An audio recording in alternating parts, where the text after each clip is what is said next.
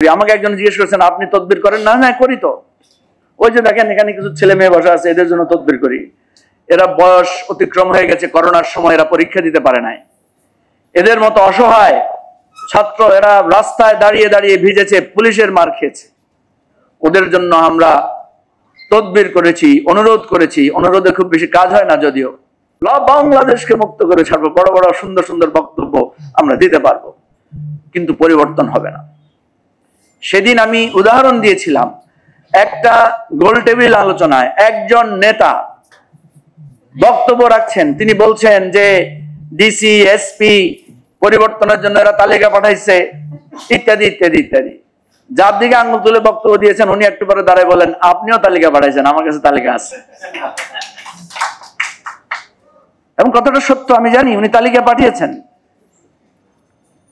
আমি তালিকা পাঠানো অন্যায় বলছি না। আমরা যারা রাজনীতি করি, আমাকে একজন জিজ্ঞেস করেছেন আপনি তদবির করেন না? হ্যাঁ করি তো। ওই যে দেখেন এখানে কিছু ছেলে মেয়ে বসা আছে, এদের জন্য তদবির করি। এরা বয়স অতিক্রম হয়ে গেছে, করোনার সময় এরা পরীক্ষা দিতে পারে নাই। এদের মতো অসহায় ছাত্র এরা রাস্তায় দাঁড়িয়ে দাঁড়িয়ে ভিজেছে, পুলিশের মার খেয়েছে। ওদের জন্য আমরা তদবির করেছি, অনুরোধ করেছি। অনুরোধে খুব বেশি কাজ হয় না, যদিও রাজনৈতিক দলের কাজ হচ্ছে মানুষের কথার জন্য চেষ্টা করা। এটার ভাষা যদি তদবির হয়, কিছু করার নাই। এখন কথা হলো আমি নিজে তদবির করে আরেকজনের বলি যে তুই তদবির করস কেন? তাহলে এই পরিবর্তনের সূচনা হবে না। এই জন্য আপ বাংলাদেশ, রাষ্ট্র সংস্কার আন্দোলন, এবি পার্টির আমাদের সমবেত হওয়ার একটাই লক্ষ্য। আমরা আজকে একটু কফি খাওয়াই আর স্বপন ভাইকেও আনছি এখানে, দেখি ওনাকে একটু প্রলুব্ধ করা যায় কিনা। একটা নতুন বদলের রাজনীতি আমরা সূচনা করতে পারি কিনা।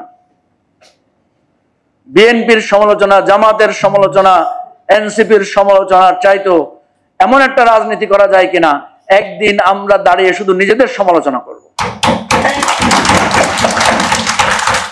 কেন আমাদের দলের মিছিলে লোক আসে না? কেন আমাদের দলের কথা শুনে লোকেরা পাগল পাড়া হয়ে রাজনীতি করতে ছুটে না? কেন আমরা যে নতুন বাংলাদেশের স্বপ্ন দেখছি সেই স্বপ্নের কথাটা মানুষকে বুঝাতে পারি না? সেই আত্মপর্যালোচনা করে আমরা যদি এগিয়ে যাই, কত বিএনপির নেতা, কত জামাতের নেতা, কত এনসিপির নেতা আমাদের দিকে আসবে, তার তো কোনো হিসাব পাওয়া যাবে না। প্রিয় ভাই বন্ধুগণ, একটা কথা বারবার এসেছে লাস্ট মুহূর্তে এসে, যে রাষ্ট্র এখন যে সংকটে ঢুকেছে, যে সবকিছু গুলিয়ে আনার পরে এখন আমাদের সংকট এসে ঘনীভূত হয়েছে তিনটা জায়গায়। একটা হলো গণভোট আগে না পরে বা একসাথে, একটা হলো নোট অফ ডিসেন্টের কি হবে, আর একটা হলো যে আগামী দিনের যেই নির্বাচন, সেই নির্বাচনটা কিসের নির্বাচন হবে। যেই সংকটটা ঘনীভূত হয়েছে অনেকগুলো কারণের মধ্যে একটা অন্যতম কারণ হচ্ছে এই অন্তর্বর্তীকালীন সরকার, তার কোন প্রিন্সিপাল পজিশন নাই।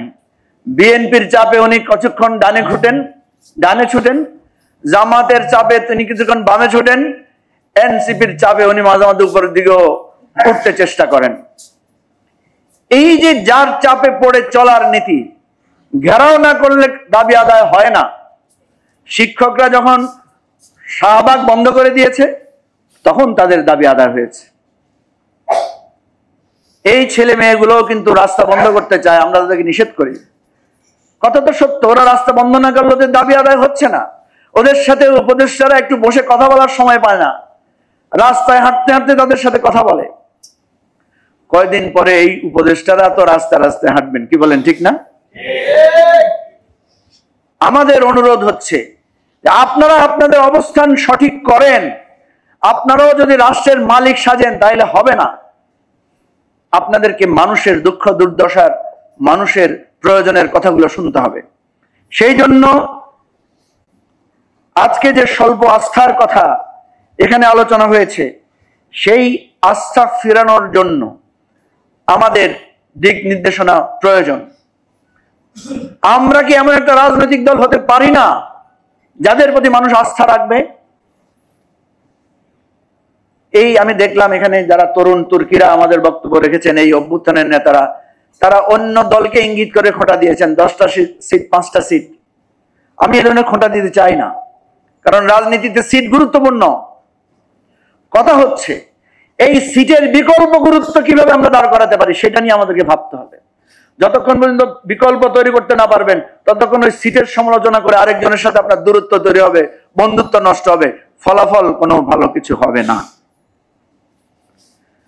আমরা যদি এরকম একটা বিকল্প দাঁড় করাতে পারি যে একটা বিকল্প পার্লামেন্ট হবে, বিকল্প যুক্তি তর্ক হবে, যেমনি ভাবে এবার ঐকমত্য কমিশন হয়েছিল, লাইক একটা পার্লামেন্ট, আলোচনা হচ্ছে, তর্ক হচ্ছে, বিতর্ক হচ্ছে, মানুষ দেখেছে।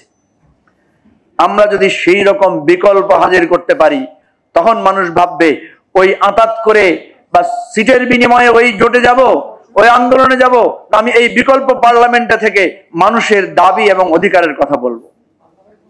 সেজন্য বলছি বিকল্প হাজির করতে হবে। যে আলোচনাটা আমাদের আন্দোলনের সময় উঠেছিল, তুমি কে আমি কে, বিকল্প বিকল্প, আসলে কি বিকল্প হতে পেরেছি আমরা?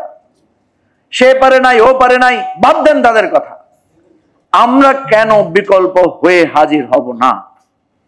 সেই চিন্তার জন্য আমরা বলছি আপ বাংলাদেশ, রাষ্ট্র সংস্কার আন্দোলন, এবি পার্টি, আমরা আস্তে আস্তে নিজেদের মধ্যে মত বিনিময় শুরু করেছি। আমরা একসাথ হয়েছি। আমি এনসিপি কে আহ্বান করব, আমি গণ অধিকার পরিষদকে আহ্বান করব, আমি জেএসডি জাসদকে আহ্বান করব। আপনারা যারা অভিজ্ঞ, যারা নবীন, যারা প্রবীণ, আসেন, যার যার রাজনীতির বাইরেও এসে একটা বিকল্প রাজনীতির জন্য আমরা একসাথ হতে পারি কিনা, আমরা সমবেত হতে পারি কিনা। সরকারকে বলবো কয়েকটা রাজনৈতিক দলের মন জুগিয়ে চলার রাজনীতি চিন্তা নীতিটা বাদ দেন। যদি এটা বাদ না দেন তাহলে আপনারা যে একটা সুযোগ পেয়েছিলেন সেই সুযোগ হাতছাড়া করার দায়ে আপনারা চিরস্থায়ীভাবে বাংলাদেশের মানুষের কাছে দায়ী থাকবেন।